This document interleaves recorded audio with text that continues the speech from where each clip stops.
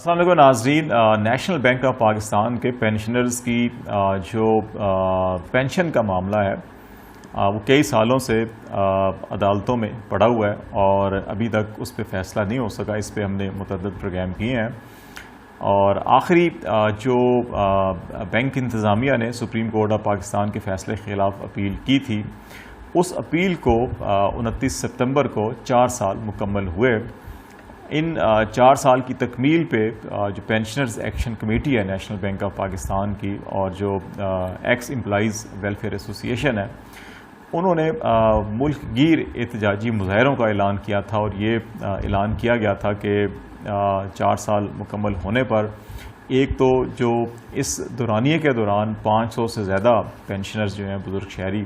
انتقال کر گئے، لیکن وہ انہیں انصاف نہیں مل سکا، تو ان کی ایصال ثواب کے لیے فاتحہ خوانی کی جائے گی، ان کی درجات کی بلندی کے لیے دعائیں کی جائیں گی۔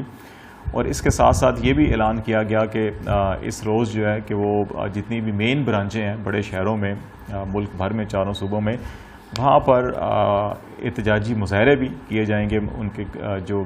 قرب و جوار میں مساجد ہیں ان کے باہر احتجاجی مظاہرے کیے جائیں گے، اور پھر اجتماعی بد دعا کی جو ہے وہ بھی اپیل کی گئی تھی۔ تو اس پہ ہم نے مختلف پروگرامز کیے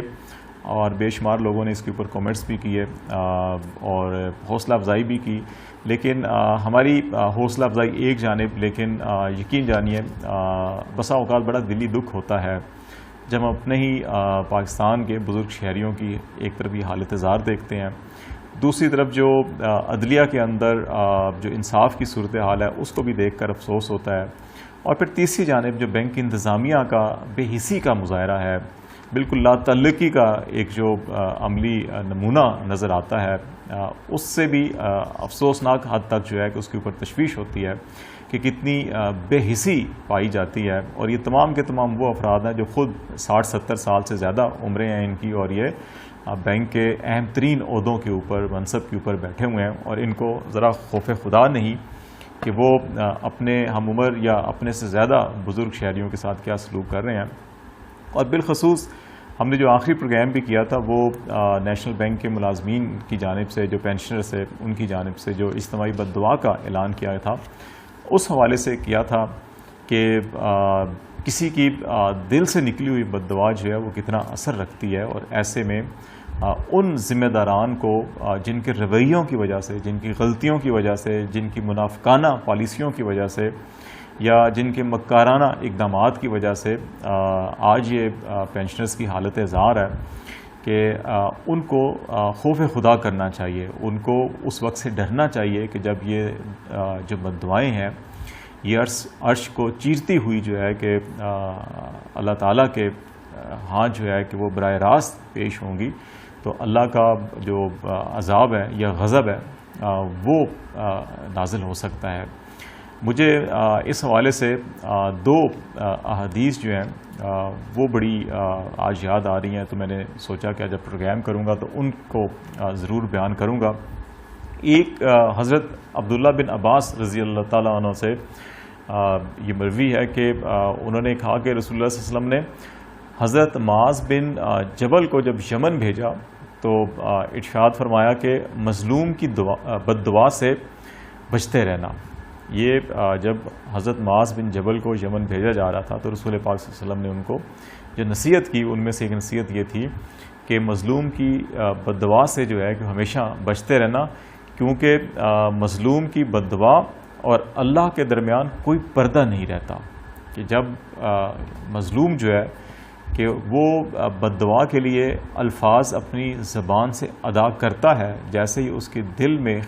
ذہن میں خیال آتا ہے اور الفاظ زبان سے ادا ہوتے ہیں تو وہ براہ راست وہ اللہ کے ہاں پیش ہوتے ہیں، اور درمیان میں کوئی پردہ اس کے حائل نہیں ہوتا، کوئی رکاوٹ نہیں آتی، اور یہ براہ راست اللہ تک جاتے ہیں، اور پھر اللہ اس کے اوپر جو ہے کہ جو فیصلے کرتا ہے، اللہ ہمیشہ مظلوم کا ساتھ دیتا ہے اور انصاف پر، عدل پر مبنی فیصلے کرتا ہے۔ ایسا نہیں ہوتا اللہ کے ہاں کہ ہم نے جج کو خرید لیا یا وکیل کو خرید لیا یا جج کے بیٹے کو یا جج کے والد کو جو ہے کہ وکیل بنا لیا اور اس کو زیادہ مالی مراد دے دیں اور پھر اپنے حق میں فیصلے لے لیے یا فیصلوں میں تاخیر کرواتے رہیں. تو اللہ کے یہاں ایسا نہیں ہوتا کہ وہاں پہ کسی کی سفارش چل جائے یا کسی کا کچھ ہو. تو مظلوم کے حوالے سے رسول پاک صلی اللہ علیہ وسلم نے جو رحمت للعالمین جن کو کہا جاتا ہے ان کے یہ الفاظ ہیں کہ مظلوم کی بد دعا سے جو ہے کہ ہمیشہ بچنا چاہیے, کیونکہ مظلوم کی بد دعا سے اور اللہ کے درمیان جو ہے کہ کوئی رکاوٹ یا پردہ جو ہے وہ نہیں ہوتا, اور اللہ براہ راست ایسی بد دعاؤں کو سنتے ہیں اور ان کے نتیجے میں اقدامات بھی اٹھائے جاتے ہیں. دوسری جانب رسول کریم صلی اللہ علیہ وسلم نے ہمیشہ اپنے صحابہ کرام کو, اپنے ساتھیوں کو یہ ہمیشہ تاکید کی کہ وہ ظلم سے جو ہے کہ وہ بچیں, اور ظلم کے حوالے سے بڑی سخت تنبیہ کی جاتی رہی ہے کہ کیونکہ اللہ تعالیٰ نے یہ اس کا بڑا دردناک جو ہے عذاب اور نتائج جو ہیں اس کے بڑے دردناک اور بڑے شدید نتائج ہوتے ہیں ظلم کے, اور رسول پاک صلی اللہ علیہ وسلم نے ہمیشہ مظلوم کی حمایت اور مدد کی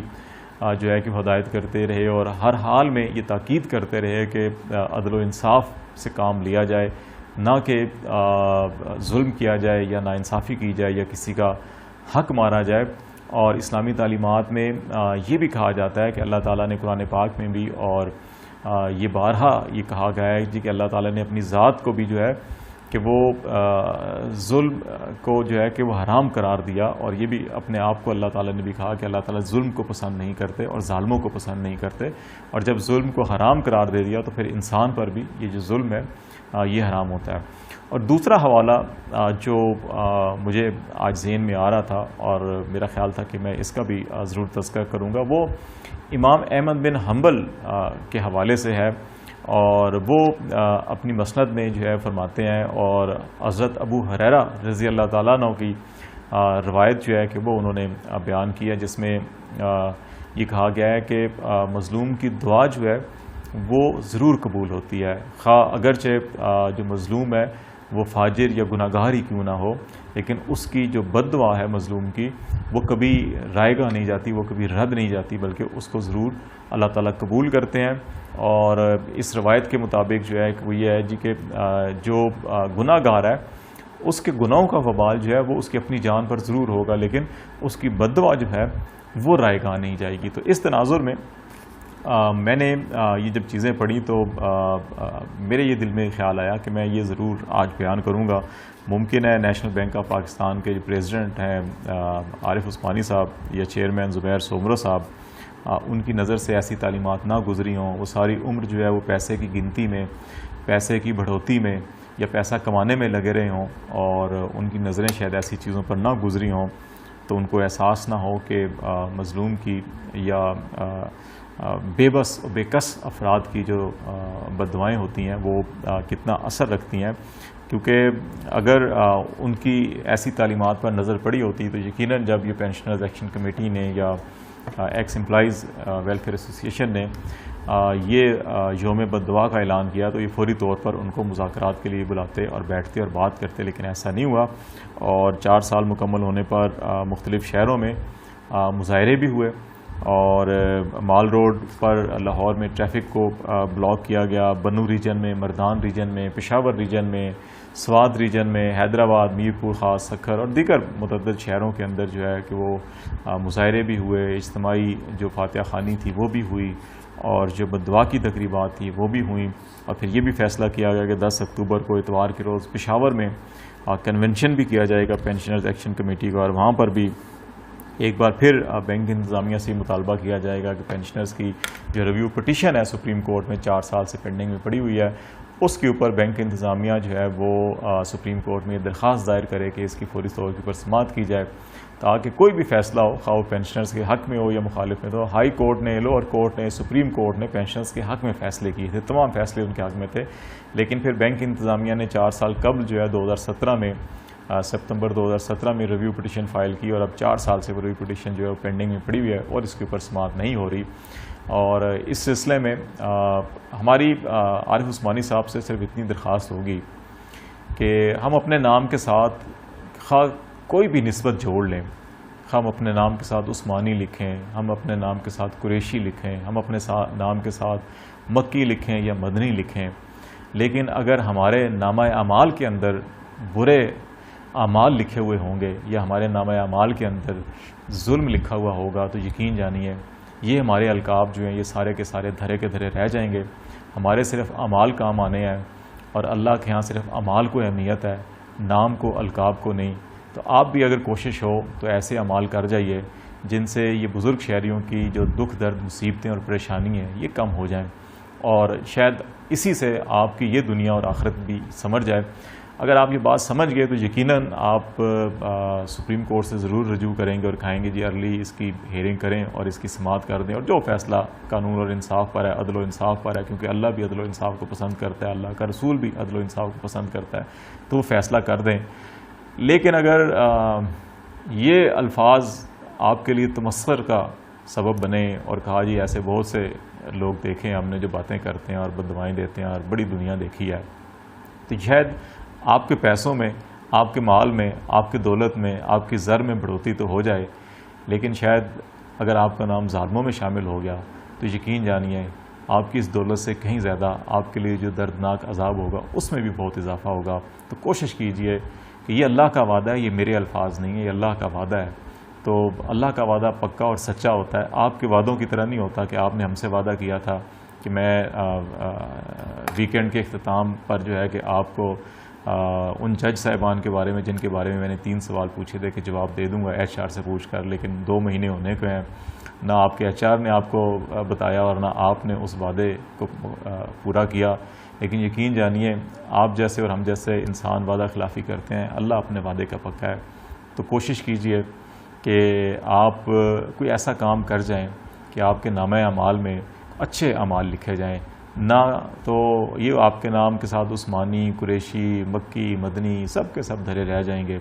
اور اپنے اعمال بہتر کر لیجئے, اور ہماری دعا ہے کہ اللہ تعالیٰ آپ کو ہدایت دے اور آپ کچھ ایسا کام کر جائیں جو آپ کے لیے بھی اور ان پینشنر بزرگ شہریوں کے لیے بھی بہتر ہو. مگر نہ یہ دنیا بھی اور آخرت کی دنیا بھی جو ہے وہ ہمارے اعمال سے منسوب ہے, ہمارے نام اور القاب سے نہیں, یہ ضرور یاد رکھیے گا.